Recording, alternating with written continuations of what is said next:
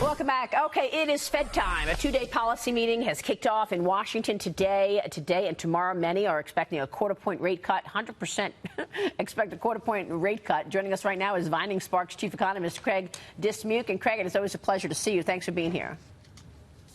Hey, good morning, Maria. So we're having a conversation this morning about what a cut in interest rates is really going to do. We are all expecting that the Federal Reserve will announce tomorrow that they are cutting interest rates by 25 basis points. What's the impact from your standpoint? Is this all priced into the market? I think it's largely priced into the market. I think there's two ways to look at this. Number one is from an economic standpoint, real economic activity. I don't think cutting rates 25 basis points, this would now be 50 basis points total in cuts, is really going to move the needle for business investment decisions, for consumer lending decisions or borrowing decisions, et cetera.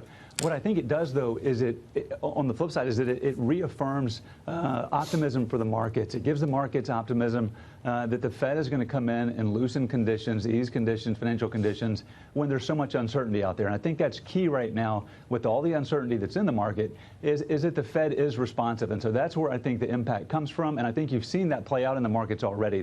The key is if they don't cut, I think the impact would be much worse. Yeah, if they don't cut, well, I guess we'll see a sell-off in stocks, don't you think, Tegan? But they are going to cut. I mean, there's not even a reason to.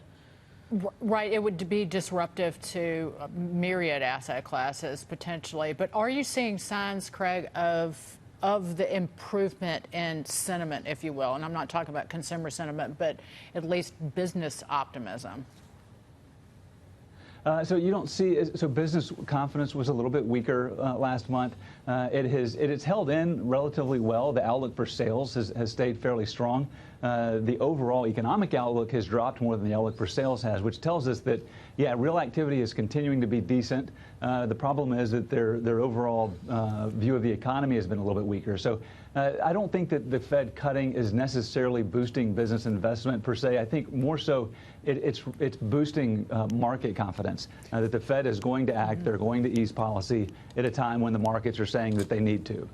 Craig, Bob Nardelli here. In normal times, you know, a quarter point, and then as you made, 50 points so far this year, would have had an impact. But, the thing you just mentioned about the certainty of uncertainty, the external events, as I talk to a lot of my colleagues and they're sharing with me their biggest concerns, what are you hearing as the biggest concern out there that is maybe having some downward pressure? Well, we work with a lot of financial institutions, and so the flatness of the yield curve, the potential for negative rates in the future has become a really big concern over the past 3 months. When we saw the 10-year drop 55 basis points in August alone, when we saw the Germans issue a 30-year zero coupon bond at a premium, those things started to get some of the financial institutions anxious. As it relates to industry, I think the biggest concern is just trade uncertainty and not knowing what will come in the future.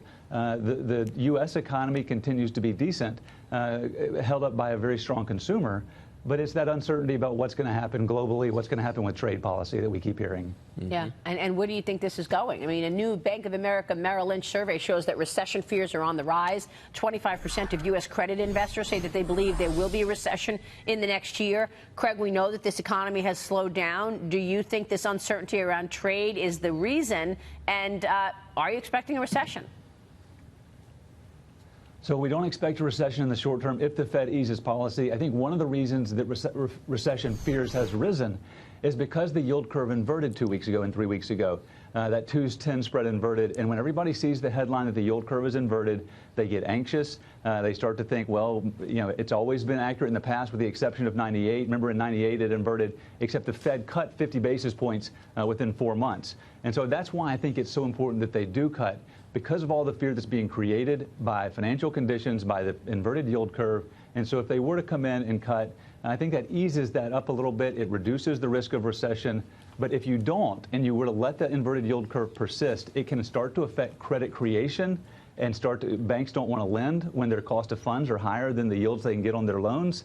And businesses don't want to borrow because by the same reasoning, they think a recession might be coming because of the inverted yield curve. Yeah. All right. We will leave it. It's sort of like a vicious cycle. Craig, it's good to have you. Thanks so much. All right. Thank you, Maria. Craig Dismuke joining us there.